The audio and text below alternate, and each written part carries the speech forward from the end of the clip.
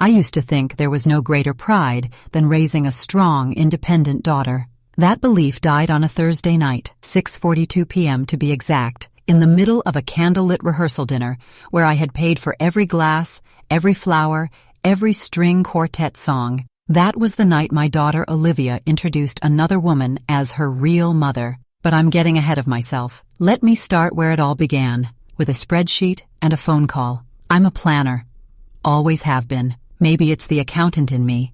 Maybe it's the years I spent living paycheck to paycheck after my ex-husband walked out on us when Olivia was just 8. I've known the value of $1 since the day I pawned my engagement ring to keep the lights on. $300. That's all they gave me. It kept us going for one more month. So when Olivia got engaged last summer, I did what I always do. I made a plan. We sat down at my kitchen table, same one we've had for 18 years, scratched at the corners from her math homework and spaghetti nights. I showed her a document titled, Olivia's Wedding Budget, Final. She didn't even look at it. Just kissed my forehead and said, Mom, you're amazing. I want this day to be everything you dreamed of for me. I smiled. I wanted to believe her. So I told her what I had. I've got $50,000 in my savings. I can stretch to $80,000 if I cash in the 20-year CD early, but that's it, Liv. That's everything. She teared up, hugged me like she meant it, and just like that, I cashed in my future. The planning began. I was part of every call, every tasting, every dress fitting. She told everyone I was her rock, that I was the reason she could have her dream wedding. It felt good. Maybe, for the first time in years, I wasn't just a provider. I was appreciated.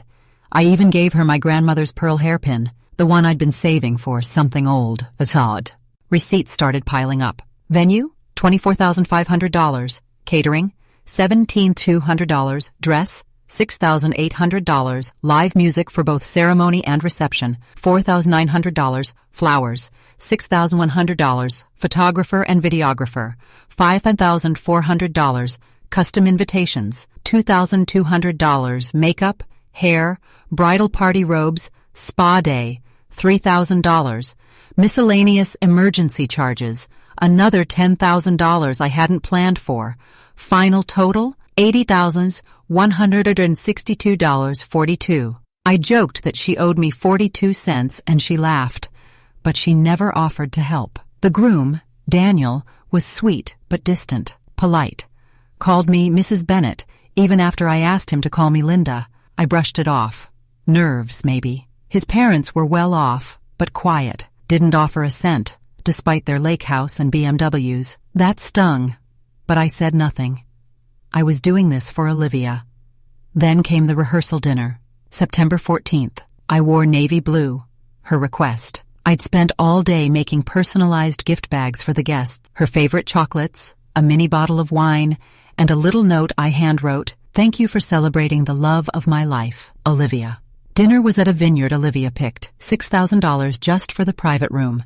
They were doing speeches. Her best friend, then Daniel's brother. Then Olivia stood up and tapped her glass with her fork. "I have someone really special.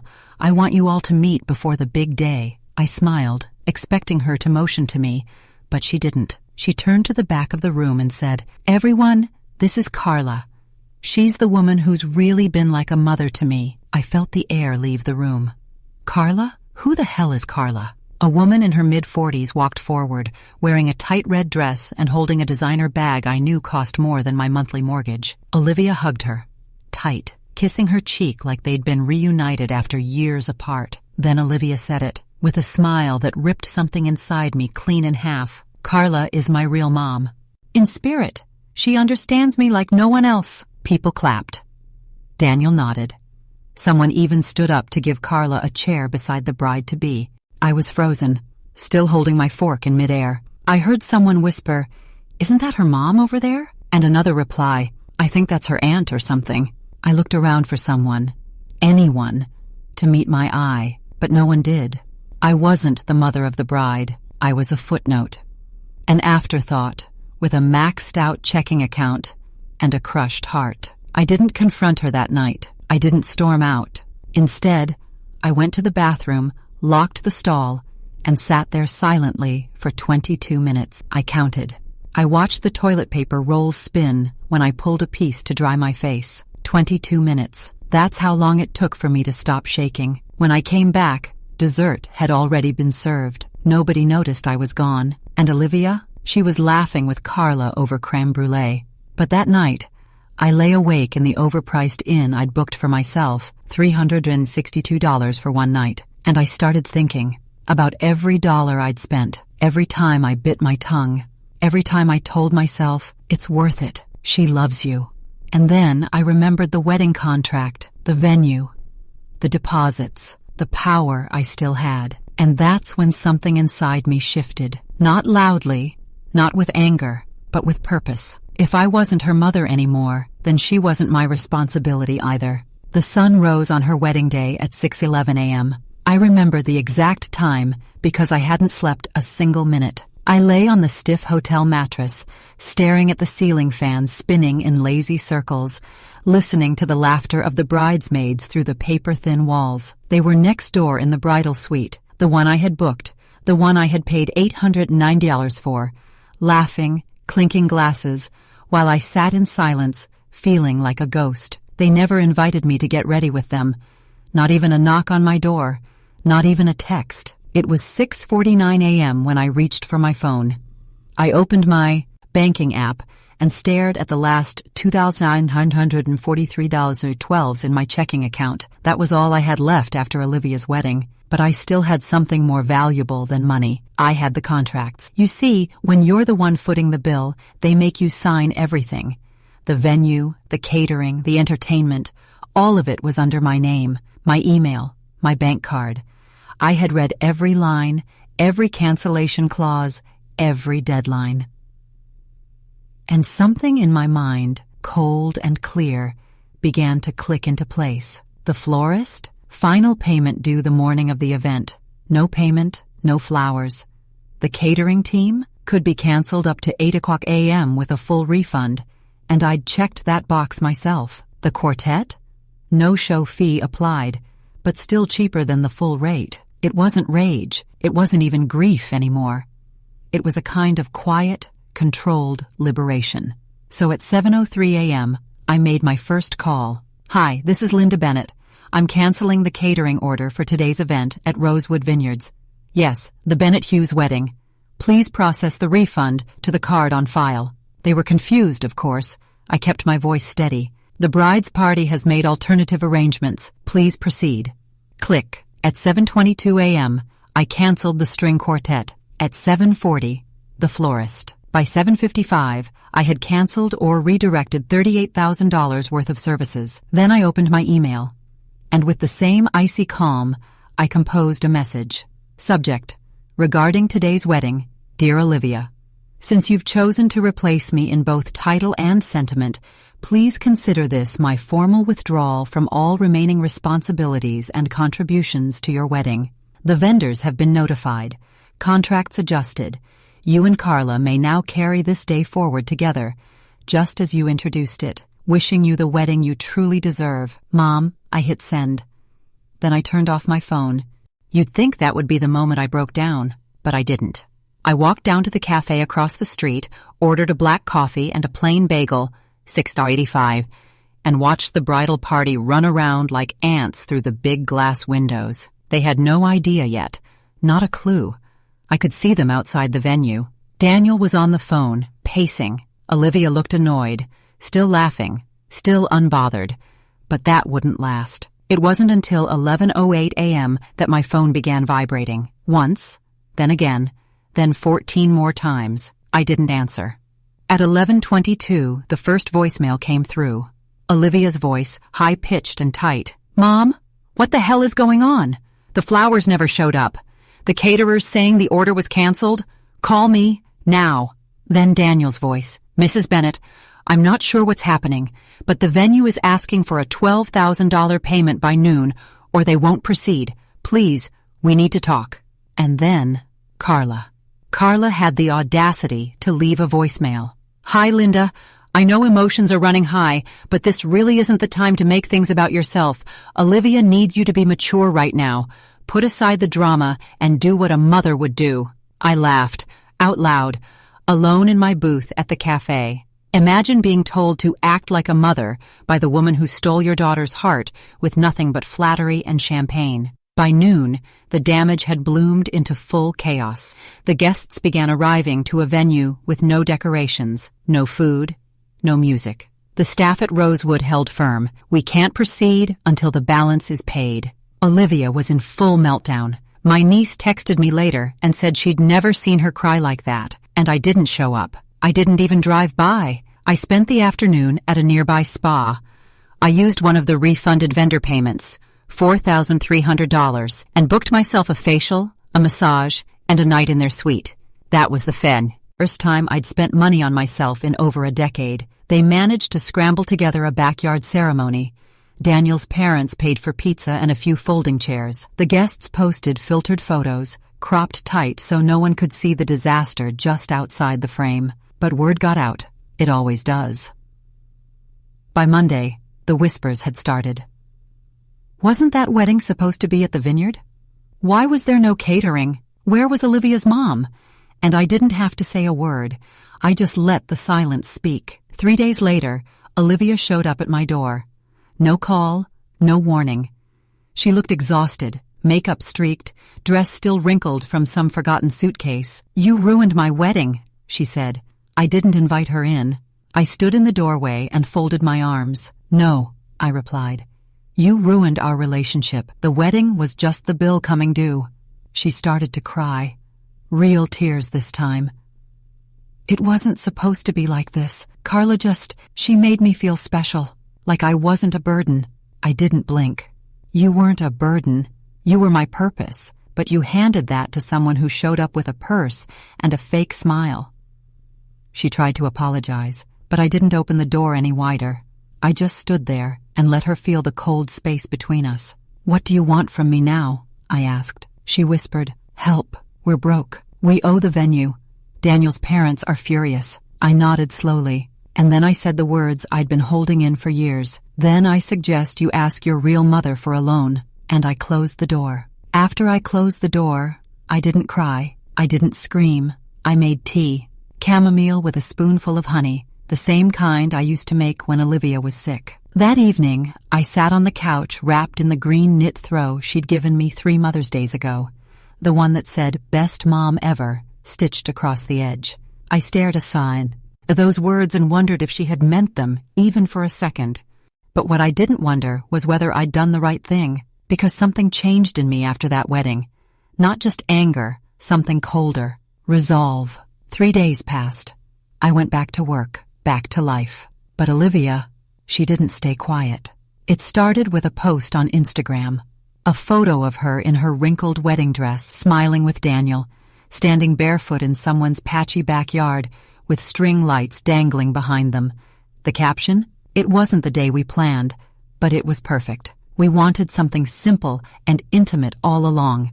A backyard ceremony with our real family and friends. #grateful, #simple weddings, #chosen family." Real family. That word again. She was really pushing it. The comments started rolling in. "So beautiful. This is what weddings should be. Carla looked stunning in red." I didn't respond, but I took screenshots, every single one. Then the lies began. A week later, Olivia posted a TikTok, her sitting cross-legged on a rug, soft lighting, gentle music in the background, holding a mug and crying into the camera. "We had a wedding disaster because our original venue overbooked and canceled on us last minute. It was so stressful, but honestly, I'm glad it happened, because it reminded me of who really shows up for you when everything falls apart." She looked straight at the camera and said, "My mom, Carla, handled everything. I couldn't have done it without her." Carla, who paid for nothing.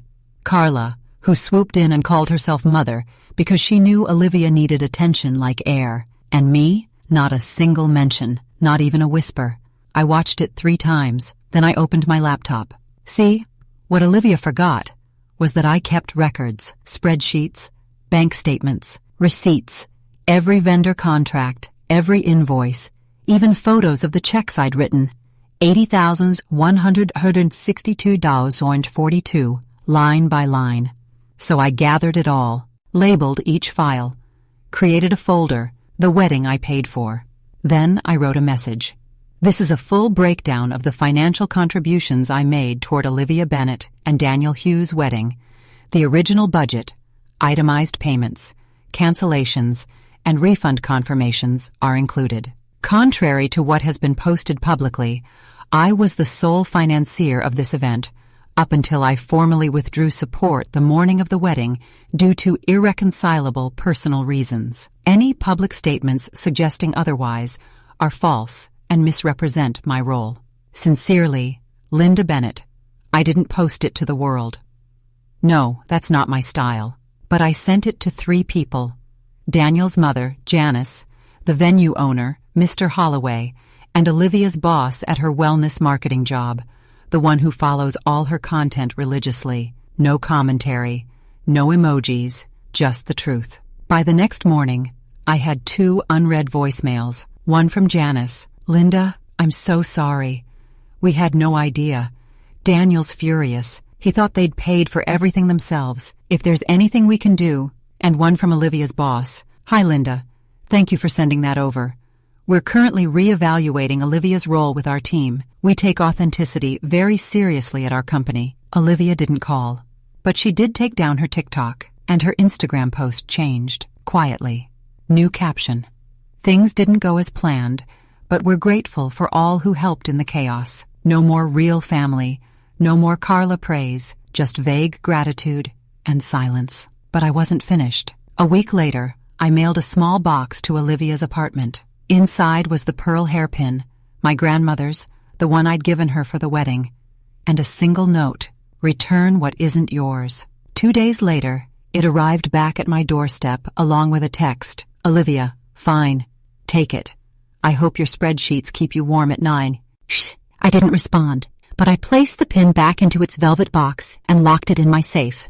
Let her keep Carla. Let her live in her curated world of yoga poses and detox teas and half-truths. Me? I had my dignity, and finally, boundaries. Still, the silence between us started to settle into something heavier. Not sadness, not quite, just the slow realization that maybe motherhood really does come with an expiration date. That after 28 years of late-night fevers, ballet recitals, car repairs, tuition payments, and whispered pep talks before job interviews, my child no longer saw me as necessary. That's the kind of grief no one prepares you for. I was ready to leave it there. Truly. But then I got a message, one that changed everything again. From Carla. Carla. Linda. I think we should talk. There are things you don't know. I stared at the message for a long time. Carla. Linda. I think we should talk. There are things you don't know. It felt like a trap. Like the final insult. After everything she'd taken, now she wanted to clear the air. But curiosity has always been my weakness, and there was something in the way she said it. Things you don't know. So I agreed. We met at a neutral place. A quiet coffee shop downtown I knew she'd never been to. Tuesday, 3:30 p.m. I arrived 10 minutes early and sat facing the door. She walked in wearing oversized sunglasses, a beige designer coat, and a look that said she wasn't used to people saying no to her. She ordered a chai latte. I didn't offer to pay. She sat down and took off her glasses, and for a moment, we just looked at each other. 2 women who shared no blood, no bond, but who'd both laid claim to the same girl. Thank you for meeting me, she started. Her voice was smoother than I remembered. Practiced. Let's skip the pleasantries, I said. What don't I know? She sighed, looked down at her cup, and then back at me. I didn't mean to replace you, Linda, but Olivia, she's been calling me Mom for over a year. I blinked. What? She reached out to me, said she didn't feel like she could talk to you anymore, that you were cold, controlling, that you used money to guilt her. I sat in stunned silence. She said she needed someone who understood her, someone who didn't keep score. I laughed, sharp and bitter.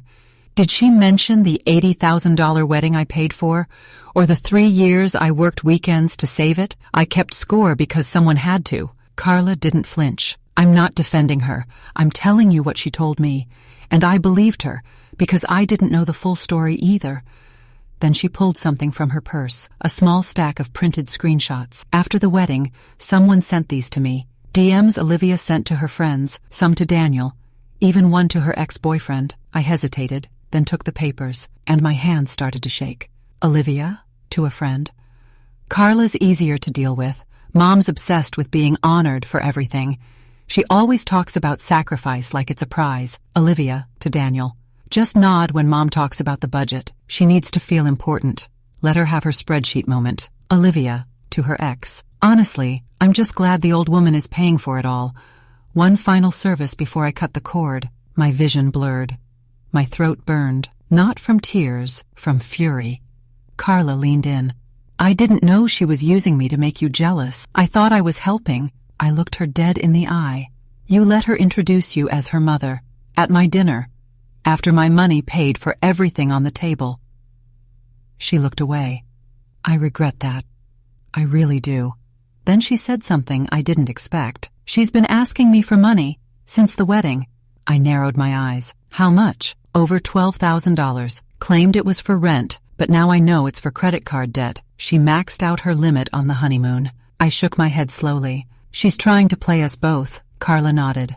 I think he always was. We sat there in silence for a while, two women, finally seeing the same mirror. Then Carla said, I want to make it right. What she did was cruel, and I enabled it. I raised an eyebrow. You planning to write me a check? She smiled faintly. No. I want to help you expose her. I leaned back and crossed my arms. Why now? Because she's posting again. She's building a brand, acting like she's a self-made bride, teaching financial independence to young women. She's even pitching a workshop, charging $489 per spot. I blinked. You're kidding. No. And she's using photos from your wedding, your venue, your decor, pretending she planned it herself. That was the final crack. Something in my chest, already fractured, finally broke all the way through. She hadn't just rejected me, she was profiting from it, turning my sacrifice into her origin story, selling my pain as her platform. I have an idea, I said. But if we do this, we do it my way. Quiet, controlled, permanent. Carla tilted her head. What are you thinking? I smiled. Tight and cold. A little accounting lesson.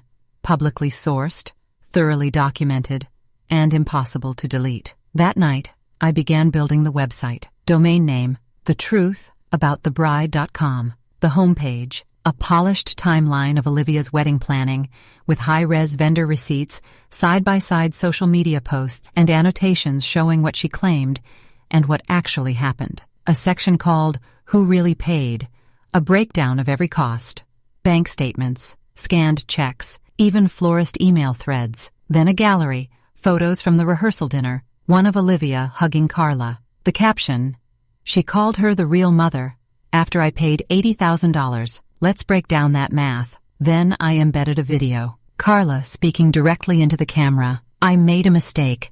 I let a young woman manipulate me into hurting someone who had given her everything. This is my apology. I didn't post it yet, not right away. I wanted her to feel the walls closing in first, and they were. Olivia's workshop? Cancelled. Due to unforeseen circumstances. Her followers? Starting to ask questions. Someone had clearly seen what Carla shared. Then I got a message. From Olivia. Olivia. Why are you doing this? What do you want? I typed back only one sentence. Me, to teach you what it costs to rewrite history. She didn't call. She texted. That's how far we'd fallen. From bedtime stories and whispered promises to cold little bubbles of digital desperation. Olivia. Please don't post anything. You're destroying my life. Me. You already did that. I'm just publishing the balance sheet. The site had been live for 4 hours when the messages started. Old family friends. 2 of my former co-workers. Even my sister-in-law, who'd always taken Olivia's side no matter what. Is this real? Why would she lie about something so massive? I never knew you paid for everything. The page views passed 8,000 by noon. By the next day, 42,000. A local blog picked it up. Then a mid-sized wedding podcast. The headline that broke her was this: Bride builds brand on lies. Mom who funded $80K wedding exposes truth. And just like that, The image she'd worked so hard to build, the calm, self-made, boho chic girl boss, collapsed. I know what you're thinking, that this was too far, that I became what she accused me of, cold, controlling, vindictive, maybe. But let me ask you something. If someone took 28 years of your life, rewrote you out of it, humiliated you publicly, and profited from the erasure, what would you have done? Because I didn't burn her down. I just held up the mirror and let her do it herself. 3 days after the site went live, Olivia came to my house. Again. But this time, she didn't knock with attitude. She stood outside in a wrinkled hoodie and sweatpants, arms wrapped around herself like a child. I opened the door, but didn't say a word. "I'm sorry," she said. "Not for the site, not for the backlash. I'm sorry for what I did to you." I stared. She kept going. "Carla cut me off. Daniel's parents, they think I lied to them too. My boss demoted me. I lost 2 sponsorships. I was trying to build something. Off my back," I said quietly. She nodded. "I know. I know that now." And then she broke down, right there on my front porch, sobbing, gasping, clutching her own arms like she was trying to hold herself together. And for a moment, one brief moment, I saw my little girl again. I let her come in. Not because she earned it, but because I needed to close the loop. We sat at the table, the same one from her childhood, the one with marker stains and heat rings from rushed breakfasts. I poured her tea, chamomile, and for the first time, we talked, really talked. She told me why she clung to Carla. She was easy. She didn't remind me of all the ways I disappointed you. I told her why I kept the receipts, because I knew one day someone would try to erase me. She asked if I hated her. I said no. I don't hate you. I mourned you. That's different. She asked if I would take the site down. No, I said. It's the only honest thing in this whole mess. She nodded, didn't argue. Weeks passed. She moved in with a friend. Her social media turned quiet. No more sponsored content. No more soft, filtered lectures about independence. Just silence. Reflection, maybe. And me?